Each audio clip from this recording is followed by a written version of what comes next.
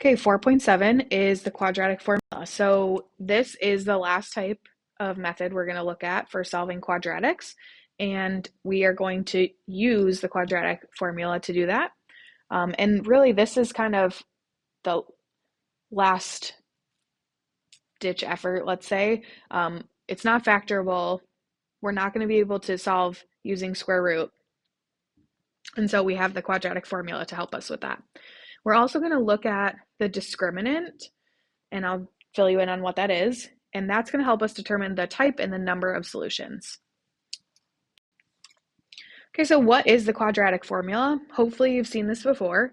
It's x equals the opposite of b. So again, we're not going to say negative because that negative there shows me that it's the opposite. So if b is already negative, we need to make it positive. So it's the opposite of b plus or minus. So we get our two answers, the square root of b squared minus 4ac all over 2a. And again, hopefully this is something you've seen before and it comes back to you as we do this work together. So let's solve using the quadratic formula. So first thing I'm going to do is just identify a, b, and c because that for me makes it easier to plug in my values. So a is 2, b is -6, and c is 1. Okay, so starting off, we do have a negative b value. So when I go to plug in my quadratic formula, remember it's the opposite of b. So since b is already -6, the opposite of that is +6 plus or minus the square root of b squared. That's a -6, but it's the b value, minus 4 times a, which is 2, and c, which is 1, all over 2a, which is 2. Okay, and this is a problem that you would do on your calculator, especially when we get to actually solving it.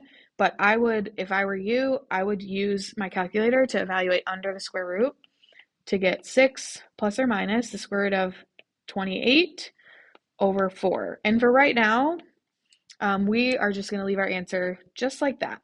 Because again, the square root of 28, it's not a perfect square, so we're going to leave it as an exact value. Okay, let's do another one. A in this one is 2, B is also 2, C is 1. Okay, so when I go to plug in my quadratic formula, so the opposite of B, so -2 plus or minus the square root of B squared minus 4 times A times C, all over 2A. So again, that ends up with -2 plus or minus the square root of, I'm going to evaluate under the square root. That gives me -4 over 4. And what did we say about square roots of negative numbers? Okay, that's not possible. So my answer here is no solution. Because again, we cannot take the square root of a negative answer or a negative value. All right, the other thing we're going to look at here is the discriminant. Okay, so the discriminant is just what's under the square root in the quadratic formula.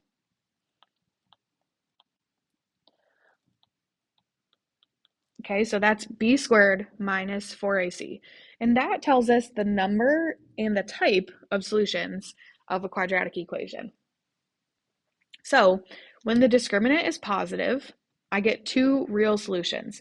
So my graph might look something like this, where it crosses once and twice. Because again, if we go back to 4.5, we talked about when we say the solution of a quadratic equation, that's really the zeros, right, where it crosses that x-axis. So if the discriminant is positive, I have two real solutions, and that's what the graph is going to look like. It's going to cross that x-axis twice.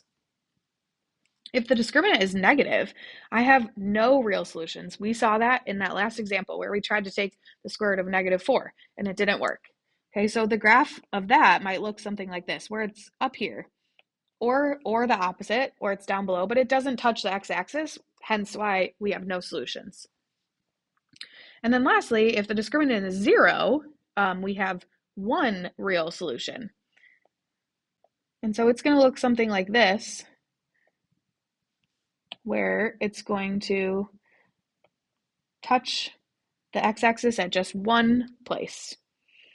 Okay, so when the discriminant is positive, we have 2 real solutions. When the discriminant is negative, we have 0 real solutions. And when the discriminant is 0, we only have 1 real solution. So let's look at that. Oops, this is wrong. We are going to look at the discriminant and determine the number and the type of solutions. Okay, so ignore those. We're just going to find the discriminant, then determine the number and the type of solutions. So again, the discriminant is that b squared minus 4ac.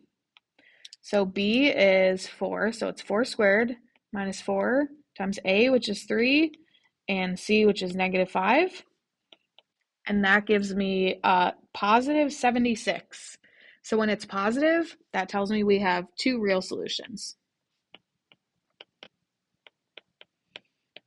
Okay.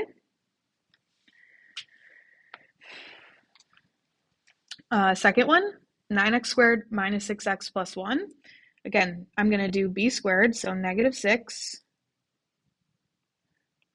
squared minus 4 times a times c. And that gives me 36 minus 36, so that gives me 0. So that means I have 1 real solution.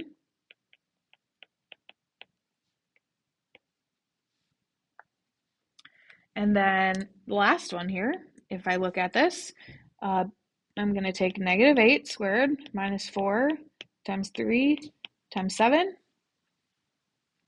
And that gives me negative 20. So that is no real solutions. So if we were going to solve this, that discriminant gives us an idea of what type of answers we're looking for. All right, so that is it for 4.7.